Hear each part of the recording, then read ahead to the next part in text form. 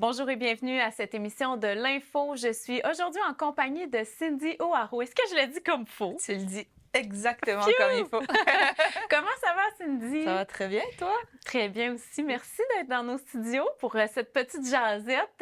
Écoute, je t'ai présenté ça comme étant super simple. On fait un portrait de toi. C'est le Oui. fun. Ça va être facile de parler de toi. Merci pour l'invitation. Ça fait plaisir.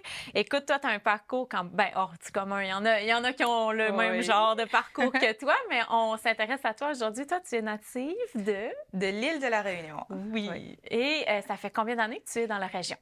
Dans la région depuis 2018. OK. Puis au Québec, ça va faire bientôt 11 ans. Oh, quand Oui. même! Donc, Oui. est-ce que tes racines te manquent? Oui. Grosse question pour commencer. Oui, c'est sûr que ça me manque, surtout depuis que je suis maman. Oui. J'aimerais ça que mes enfants, ils découvrent un petit peu plus ma culture, tu sais, que je leur apprenne comment est-ce que moi j'ai grandi, etc. C'est sûr que j'essaye de faire mon maximum pour leur apprendre aussi d'où est-ce que je viens. Tu sais, je leur montre, par exemple, sur une map du monde, OK, maman, elle vient de là, d'où est-ce que maman, elle vient, pardon, il y a la plage, il y a la mer, il y a des beaux couchers de soleil, il y a la montagne, etc. Mais je me dis aussi que c'est une chance pour eux de grandir dans une province comme le Québec. Donc, je me console un petit peu comme ça. Puis, je garde espoir qu'un jour, on pourra faire un beau voyage tous les cinq, parce que je suis maman de trois petits garçons. Quand même! Oui. Donc, je leur dis qu'un jour, on ira voir papy, qu'on ira voir mes frères, qu'on ira rencontrer ma famille, les cousins, etc. Puis, on va laisser le temps faire les choses, puis qu'ils grandissent aussi pour qu'ils puissent comprendre ce que c'est, en fait, l'île de la Réunion, parce qu'ils ne comprennent pas vraiment, là. Puis, c'est ça. Ah, mais c'est beau, avec 3 enfants en plus. Oui. Donc, tu n'as jamais eu, en 11 ans, toi, avant les enfants, est-ce que tu as eu la chance d'y retourner? Oui, j'ai eu la OK. chance d'y retourner 2 fois. J'ai eu la chance aussi d'emmener mon conjoint, qui Oh. puisse rencontrer ma famille, qui puisse rencontrer mes parents. Euh, je- je- Ça a été vraiment un beau voyage. Là. Tu sais, notre objectif à nous, c'était qu'on y aille ensemble, rencontrer les gens, avant de vraiment commencer à fonder une famille. OK. Donc, c'est ça. Je suis pas rentrée je suis pas rentrée chez moi depuis janvier 2019. Oh, ça va vite, hein? Ça va très vite. La vie va vite, Ouais. en fait. Tu sais, on est revenu en janvier 2019. Ensuite, en 2020, on a eu notre premier garçon. Ensuite, ça a été la COVID, donc les restrictions de voyage, etc. Puis avec un nouveau-né, vous savez, on avait comme peur aussi de voyager. Avec la COVID, on ne savait pas vraiment ce que c'était, donc on avait vraiment des réticences à y aller. Ensuite, j'ai eu mon deuxième garçon en septembre 2021.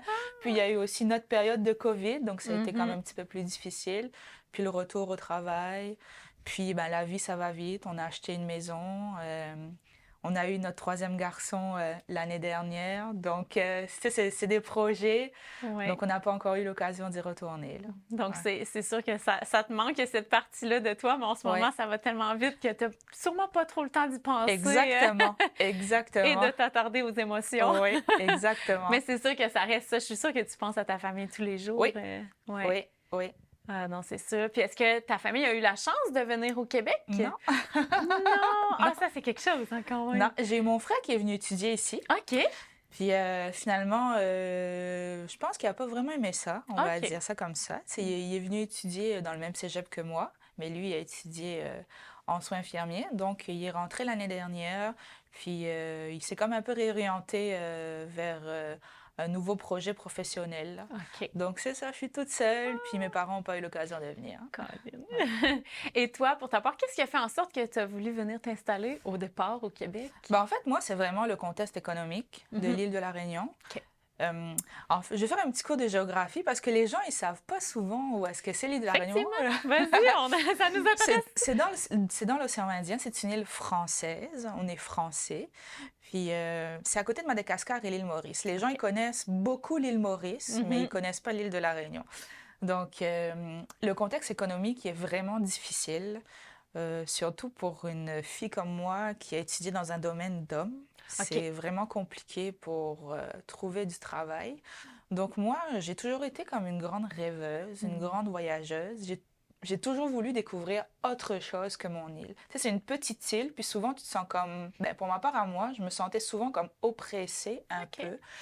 Puis j'ai eu la chance et l'occasion de pouvoir venir étudier au Cégep de Trois-Rivières en génie métallurgie. Ah ouais. Il y a comme eu des recruteurs du Cégep OK. qui sont venus à l'île de la Réunion.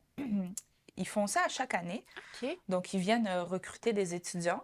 Puis moi, j'ai eu la chance d'avoir aussi une bourse d'études Ah ouais. de la France, en fait, pour pouvoir venir étudier au Cégep. Parce qu'au niveau des papiers d'immigration, si tu n'as pas les moyens de subvenir à tes besoins essentiels, tu ne peux pas avoir les documents adéquats pour venir faire tes études ici. OK. Donc moi, j'ai vraiment comme été chanceuse. J'ai passé toutes les étapes de sélection. Wow. J'ai eu la bourse, puis je suis venue ici dans l'objectif vraiment d'avoir du travail, puis de pouvoir avoir, je ne vais pas dire une meilleure vie, parce que j'avais quand même une belle vie à l'île de la Réunion, mais pouvoir vivre mes rêves, on va dire ça comme ça. Oui, c'est ça. Ouais. Donc, tu avais déjà l'intention de rester plus longtemps que pour un simple voyage? Oui, j'avais l'intention de m'installer à la fin de mes études, puis de trouver du travail pour pouvoir rester ici. OK. Oui. Puis est-ce que, parce que Trois-Rivières, hein, c'est comme, wow, l'île de la Réunion versus Trois-Rivières, tu as appris à connaître un peu Trois-Rivières avant de partir ou tu t'es lancé complètement dans l'aventure? Ben, j'étais déjà venue en vacances à Trois-Rivières OK. l'année d'avant. Puis en fait, Trois-Rivières, j'ai vraiment eu un coup de cœur pour la ville de Trois-Rivières. Vous savez, Trois-Rivières, c'est entre Québec et Montréal. C'est quand même une ville qui bouge, une ville avec plein d'étudiants. On a comme l'université aussi, on a le cégep. Donc moi, puis le programme aussi que je voulais faire, il y avait soit à Trois-Rivières, puis à Chicoutimi, si je ne dis pas de bêtises. Donc, à choisir entre le Saguenay puis Trois-Rivières, mon choix il a été comme assez rapide. Là. Ouais. Puis, Trois-Rivières, c'était vraiment un coup de cœur. Ah, ben tant mieux. Un vrai coup de cœur. Et puis là, ben, vous habitez à Nicolet, donc c'est pas très loin de Trois-Rivières. Non, justement. Exactement. Pourquoi Nicolet? Parce qu'en fait, Nicolet, on coupait un peu mes heures de trajet de voiture pour aller travailler, parce que moi, je travaille à Sorel, chez Rio Tinto Ferrier Titane. OK. Donc, on avait le choix aussi entre Bécancour et Nicolet. Puis moi, j'ai un collègue de travail qui est natif de Nicolet, puis lui, il m'a dit, écoute, essaye Nicolet, tu vas voir si tu aimes ça ou pas, essaye-le pendant 1 an. Puis, si tu n'aimes pas ça, tu as toujours la possibilité d'aller à Bécancour ou encore plus de te rapprocher de Sorel. Mon conjoint travaille à Trois-Rivières, donc ça a été comme un juste milieu, on va dire. Ouais. Puis j'ai eu aussi un coup de cœur pour Nicolet. Oui, ah, c'est bien. Qu'est-ce que tu aimes de Nicolet? J'aime Nicolet parce que je trouve que c'est un petit village, tout est proche en fait. Tu peux tout faire à pied. Puis quand tu fondes une famille, c'est incroyable les choses qu'ils proposent pour les enfants. Tu sais, mon plus vieux, il fait du jiu-jitsu. Oh! J'aurais jamais cru que mon garçon il pouvait faire du jiu-jitsu à Nicolet. Ben oui. Puis il a commencé à faire du jiu-jitsu cet hiver.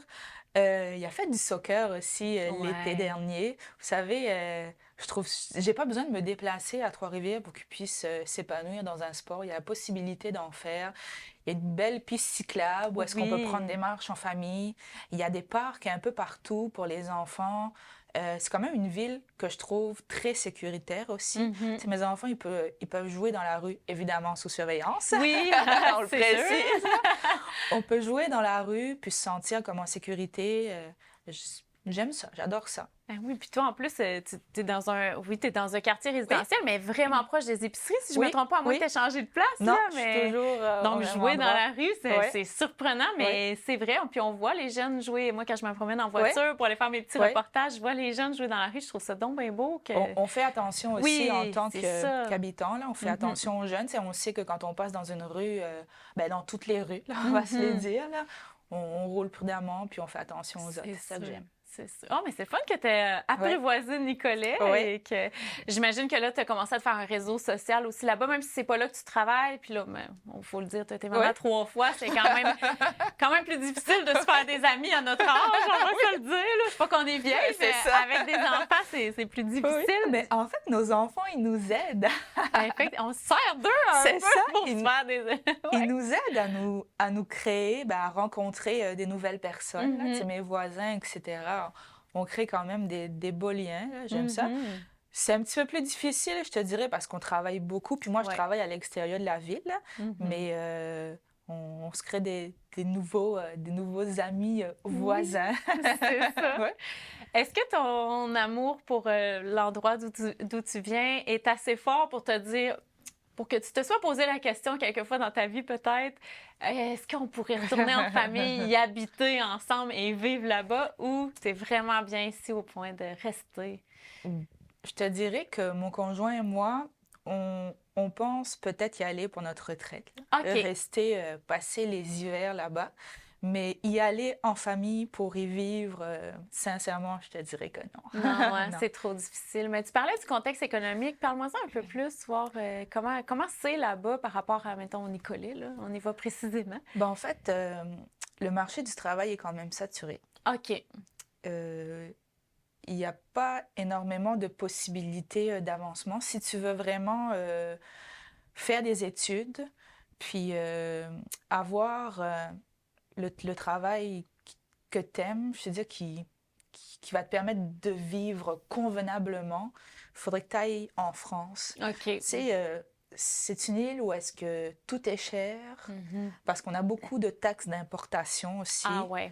Puis, il y a aussi au niveau de la gestion qui fait en sorte que tout revient cher. Tu sais, habiter, y vivre, le prix des aliments, c'est vraiment très, très cher. Donc, de ce fait, c'est très difficile. C'est très, très difficile. Les services, est-ce qu'ils sont moins accessibles parce que c'est une île ou... Ben, je te dirais que non. Si on compare comparativement au Québec, le temps d'attente aux urgences... On peut en parler! Il est moins long. OK! L'accessibilité à un médecin de famille est moins compliquée aussi. Ouais. C'est plus facile.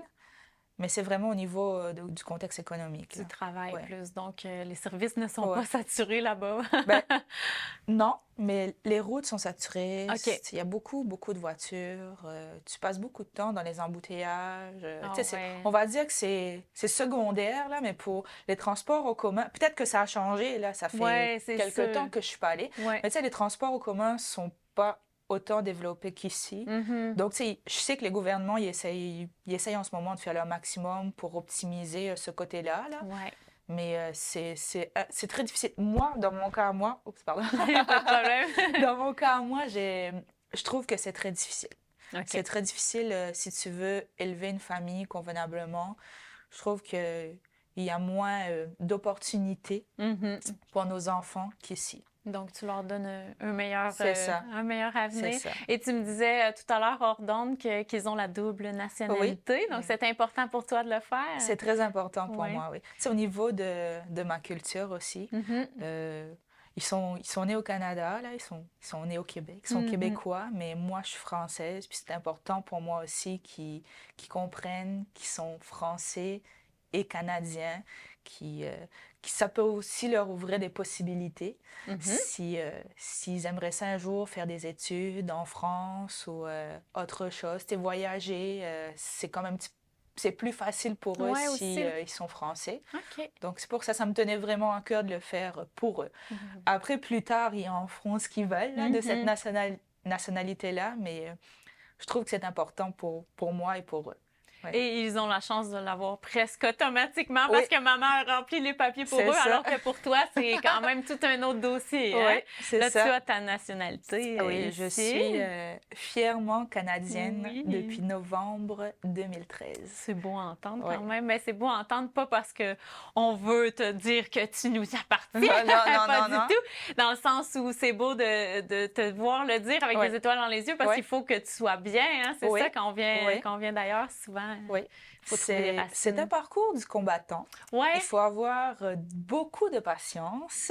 Ouais. Mais au final, comme je l'ai dit, c'est une fierté puis un honneur pour moi aujourd'hui d'être franco-canadienne, comme on dit chez moi. Ouais. Oui, puis d'avoir, parce qu'en plus, c'est un choix. Hein, donc, exactement. Un choix assumé, puis tes 3 enfants sont nés ici, c'est génial. Oui. Ça m'amène à te poser une question. Je reviens à quelque chose que tu as dit tantôt. Tu parlais, en fait, tu as étudié dans un emploi d'homme. Oui. Et tu l'assumes, tu aimes ça. C'est quoi exactement ton emploi d'homme, entre guillemets, hein? Parce que les femmes peuvent faire n'importe quoi de nos jours, on s'entend? En fait, moi, je suis technicienne en métallurgie. OK. Je travaille dans une usine de transformation de minerais. Puis, je travaille au four de réduction. OK. Je travaille près des fours de réduction.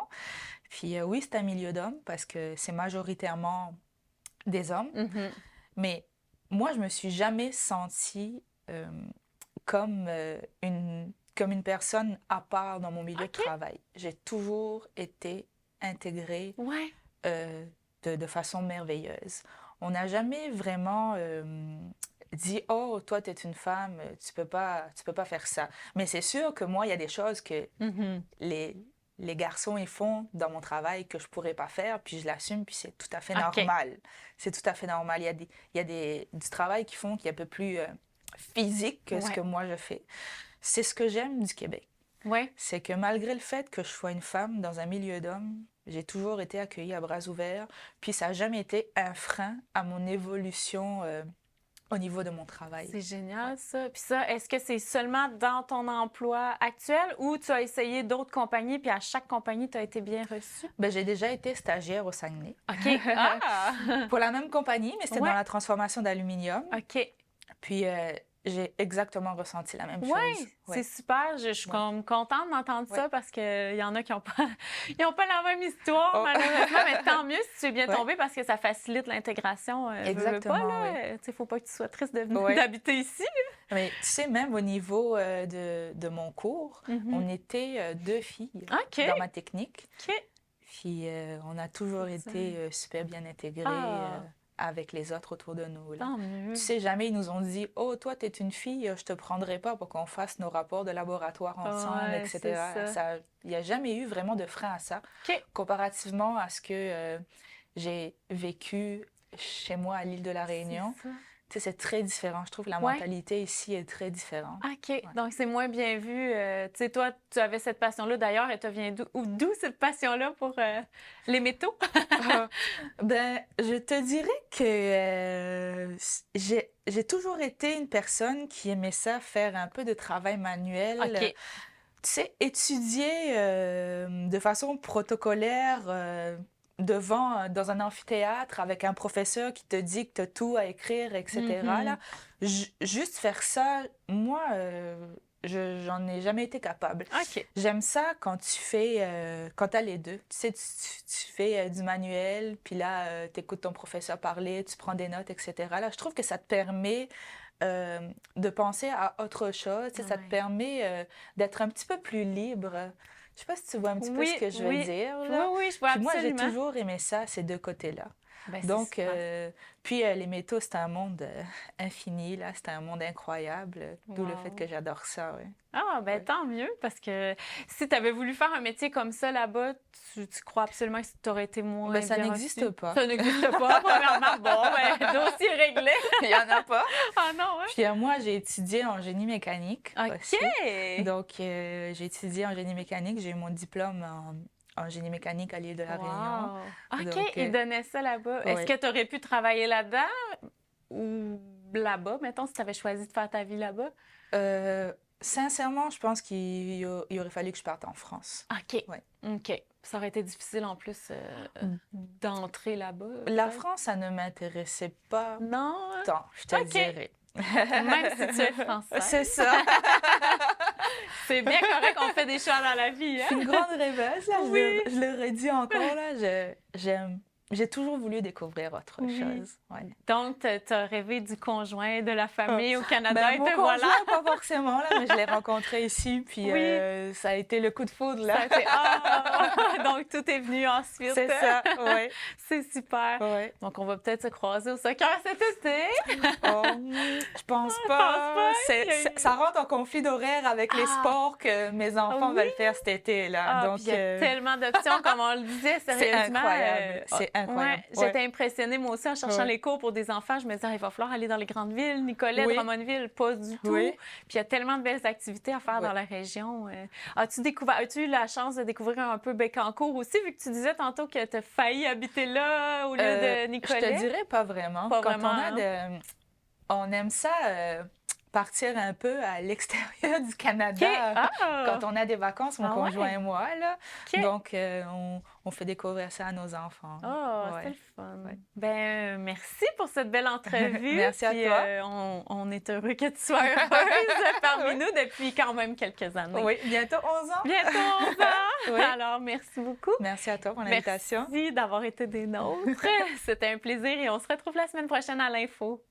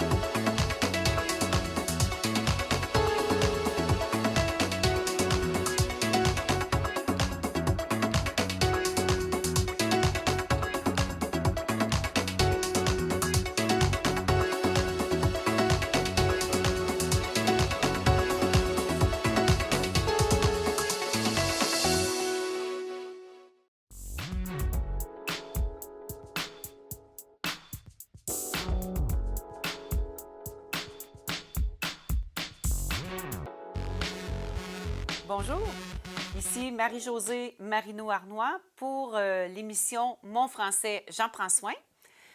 Aujourd'hui, je vous parle de la capsule qui portera sur comment la phrase est structurée. Comprendre et maîtriser la structure de la phrase est essentiel pour communiquer efficacement en français. En apprenant comment la phrase est construite, vous pouvez améliorer votre grammaire, votre syntaxe et votre capacité à exprimer des idées complexes. La structure de la phrase en français peut parfois sembler déroutante, mais avec les bonnes techniques et une pratique régulière, vous pouvez développer une compréhension approfondie de tous ces mécanismes. Dans cette vidéo, je vous guiderai à travers les éléments clés de la structure de la phrase, en vous offrant une explication concrète sur l'organisation des mots dans une phrase. Donc, je vais vous parler du sujet, du prédicat et du complément de phrase. Cette explication vous permettra de mieux structurer vos phrases de manière à ce que vos idées soient fluides et cohérentes et de permettre à votre communication d'être plus précise et élégante. Alors, plongeons ensemble dans les subtilités de la langue française. Le modèle de la phrase de base s'organise avec 3 constituants: le sujet, le prédicat et le complément de phrase. Le sujet et le prédicat sont des constituants obligatoires, ce qui veut dire qu'une phrase ne peut pas être complète sans ces deux éléments. Le complément de phrase est facultatif, c'est-à-dire qu'il peut être retiré sans nuire à la compréhension.